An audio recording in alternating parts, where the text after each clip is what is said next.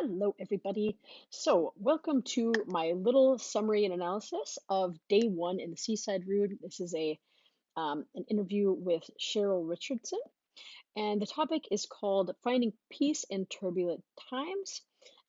Wanting to kind of help and restore your inner balance. And of course, as everybody um, who remembers 2020 and many of us who are still going through lockdown in 2021, having dealt with so much uncertainty and fear and worry and panic and loss and everything that we went through this year, I thought it was a really important topic, and I really got a lot out of this.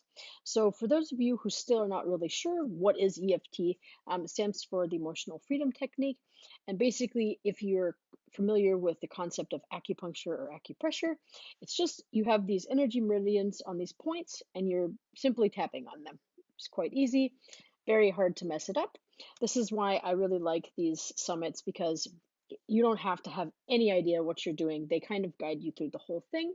And by getting to know these topics, they're usually something that most people can identify with. So in this case, with the Finding Peace in Turbulent Times, I really enjoyed her. I think she has been on before, but I really enjoyed certain aspects of the interview.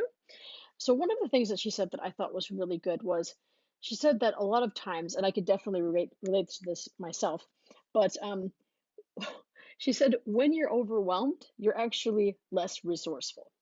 And I think that there's a part of us, and this is what Jessica mentioned, that unless I really worry about it, I'm never going to solve it. I'm never going to fix it. And so, even though we have all of these things that are constantly out of our control, whether it's the pandemic or lockdown or having, to homeschool children, for example, or not being able to see our friends, or as an expat, for example, not being able to see our families, which is extremely stressful, not being able to go home or feel that you can visit your family, in another country, even in a case where you really need to get home. Um, but I really liked it because the thing is that when we are in this non-resourceful, kind of anxious and stressed, helpless state, we tend to have the idea that the more we worry and the more we obsess about this, she calls it the crazy train. And I don't know if anybody can relate to this, but I sure can. Jumping on the crazy train, you're all over the place. You're making impulsive reactive decisions that are definitely not helpful, and you think that you're handling it in the best way possible because you're doing something. Whereas what she's trying to say is if you take the time to kind of step back and reflect and get yourself through tapping to a calm state, you're much more able to make better decisions. And so some of you maybe do meditation already. I do too. However, I find personally when I am really overwhelmed and feel like everything is out of my control. I mean, 2020 it was just a landslide of so many different factors. My parents were in another country. My dad actually did get COVID. I couldn't go. I couldn't do anything. Um, and you definitely tend to work yourself up over things, and you can't actually fix it. And so in that moment, sitting down to meditate for me it's just not possible. And I've tried, believe me. And for me to meditate, I need to be in a place where I'm physically calm and centered, and unfortunately, I can't do that with meditation alone or just deep breaths or something like that. So the tapping is quite helpful for that. And I really liked that one of the things that Jessica pointed out as well is when we're in this state, we start thinking, start going into our head, this crazy train and all the negative thoughts, like, I can't do anything. For example, they discuss somebody losing their job, and you think, oh, I'm too old to get another job. They'll never hire me. Nobody wants me. And all of this, like, absolutist, totally unhelpful thinking. And what we do in that minute, because we love being right, is we go around looking for ways to prove ourselves right. So it's just like, they won't hire me, I'm too old. And so let's say we get a rejection and we're like, I know it was because I was too old. Da, da, da, da. And so we get all set improving ourselves right just because it feels good in that moment to be certain about something.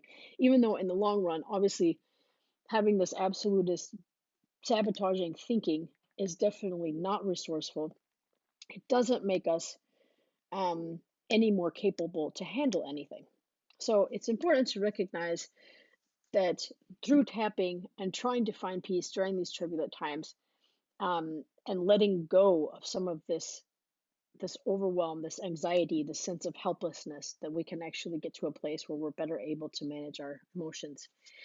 Um, yeah, so I think that was basically what I got out of the first day. I really enjoyed this one. Like I said, I think that for anybody who's new to tapping, this is a really good start, because you can also, if you watch Nick and Jessica's tapping sessions on the same topic, it is very well explained in terms of how, as a new person, given especially what's happened, in 2020 and 2021, where we are now, why tapping would be a useful tool, because so many of us have felt totally helpless, totally overwhelmed, totally anxious, and very out of control. People are losing jobs. People are, without, daycare and childcare and schooling for their children. They're in lockdown, with their partners and don't have any personal space. And there's just so many of um, you know, our our emotional needs on a daily basis, that, like, from social contact and stuff like that, that we're not really getting, and that sense of community.